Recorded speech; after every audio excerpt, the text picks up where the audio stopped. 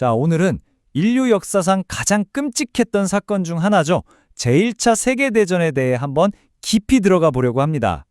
아니 대체 어떻게 19살 청년이 쏜 총 2발이 전 세계를 전쟁으로 몰고 가서 2천만 명의 목숨을 앗아갈 수 있었을까요?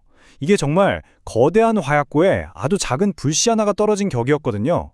이 모든 걸 이해하려면 바로 그 불씨, 그 시작점부터 봐야 합니다. 시간은 1914년 6월 28일로 거슬러 올라갑니다. 장소는 사라예보, 당시 오스트리아 헝가리 제국의 땅이었죠. 여기서 모든 게 시작됐어요. 이게 정말 영화 같은 이야기인데요. 보세요. 암살이 성공한 게 거의 뭐랄까 말도 안 되는 우연의 연속이었어요. 첫 시도는 폭탄이었는데 실패했죠. 그래서 대공이 다친 사람들을 보러 병원에 가겠다며 경로를 바꿨는데 아니 운전기사가 새 경로를 몰라서 길을 잘못 든 거예요. 근데 하필 차가 멈춰선 곳이 바로 암살범 가브릴로 프린치프가 망했네 하고 샌드위치 먹고 있던 카페 앞이었다는 겁니다. 정말 기가 막히죠. 그러니까 이게 그냥 무작정 벌인 암살이 아니었던 거죠. 이 뒤에는 아주 깊은 배경이 있어요. 바로 세르비아 민족주의입니다. 당시 오스트리아 헝가리 제국이 보스니아를 강제로 합병했는데 여기에 불만을 품은 세르비아계 청년들이 우리 민족의 땅을 되찾겠다면서 벌인 일이었어요. 독립운동의 불씨를 지피려 했던 거죠. 근데 왜 이 지역적인 사건이 전 세계적인 전쟁으로 벌어졌을까요? 바로 이 지점이 중요합니다. 사라예보의 총성은 전쟁의 원인이 아니었어요. 그냥 방아쇠였을 뿐이죠. 진짜 문제는 당시 유럽 전체가 이미 터지기 일보 직전에 거대한 화약고 같았다는 겁니다. 언제 터져도 이상하지 않을 상황이었던 거죠. 그 화약고를 채운 첫 번째 화약, 바로 제국주의입니다. 당시 유럽 강대국들은 아프리카랑 아시아의 식민지를 만들려고 정말 피 튀기는 경쟁을 벌이고 있었어요. 더 많은 자원, 더 넓은 시장을 차지하려고 서로 으르렁대고 있었던 거죠.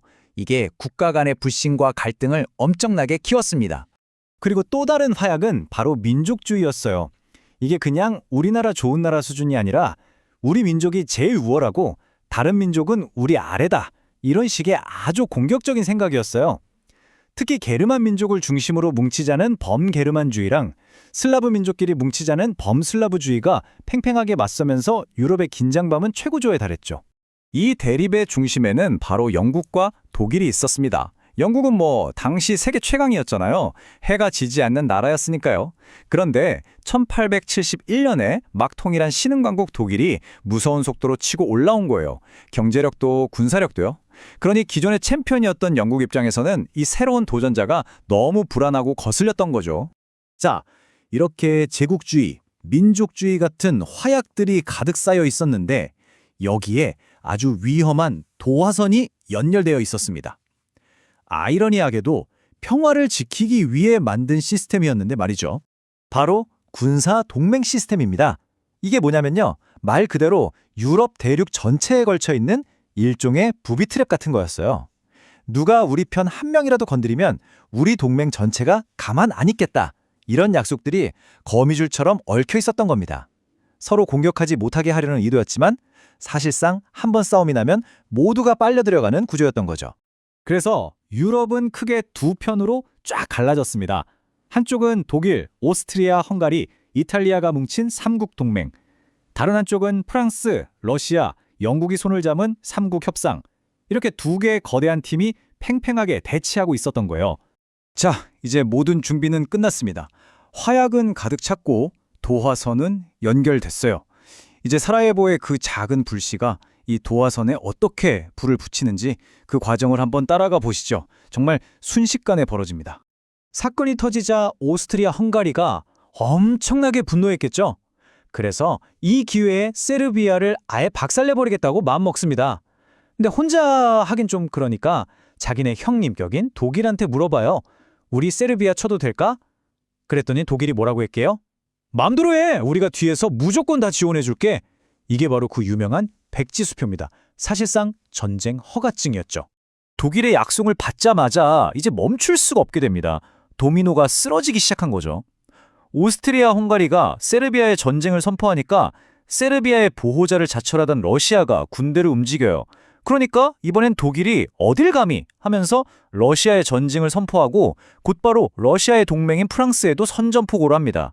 그리고 프랑스를 빨리치기 위해 중립국인 벨기에를 침공하니까 벨기에의 중립을 지켜주기로 약속했던 영국까지 참전하게 되는 겁니다. 와, 정말 순식간이죠? 이렇게 발칸반도의 작은 다툼이 불과 한 달 만에 유럽 전체를 집어삼키는 거대한 전쟁이 되어버렸습니다. 처음엔 다들 크리스마스 전에는 끝나겠지? 라고 생각했어요. 하지만 그 전쟁은 4년이나 계속됐고 군인과 민간인을 합쳐서 무려 2천만 명, 정말 상상도 할 수 없는 숫자의 사람들이 목숨을 잃었습니다. 이 끔찍한 전쟁이 끝난 지 100년이 넘었습니다. 그런데 이게 과연 그냥 과거의 이야기일까요? 저는 오늘날 우리에게 더 중요한 교훈을 준다고 생각합니다. 결국 1차 세계대전은 어느 한 가지 이유 때문에 터진 게 아니에요. 식민지를 차지하려는 욕심, 우리 민족만 최고라는 위험한 생각, 그리고 친구 따라 강남 간다는 식의 위험한 동맹관계.